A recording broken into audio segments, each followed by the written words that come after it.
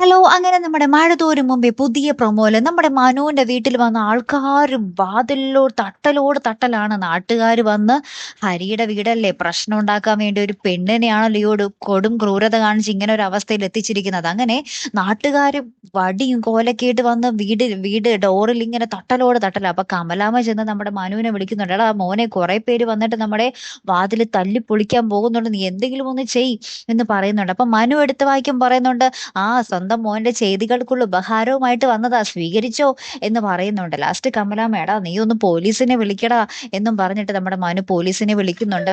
അങ്ങനെ പോലീസ് വന്ന് ഈ നാട്ടുകാരെയൊക്കെ ഓടിച്ചു വിടുന്നുണ്ട്. അങ്ങനെ ഒരു വല്ലാത്തൊരവസ്ഥയാട്ടോ നമുക്ക് ആദ്യം കാണുവാൻ സാധിക്കുന്നതേ.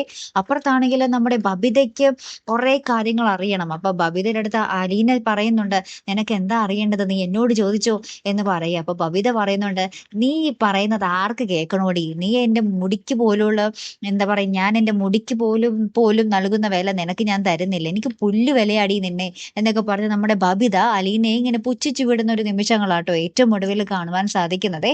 കാത്തിരിക്കാട്ടോ അപ്പൊ അടുത്തൊരു വീഡിയോയുമായി വരുന്നത് വരയ്ക്കും ഗുഡ് ബൈ.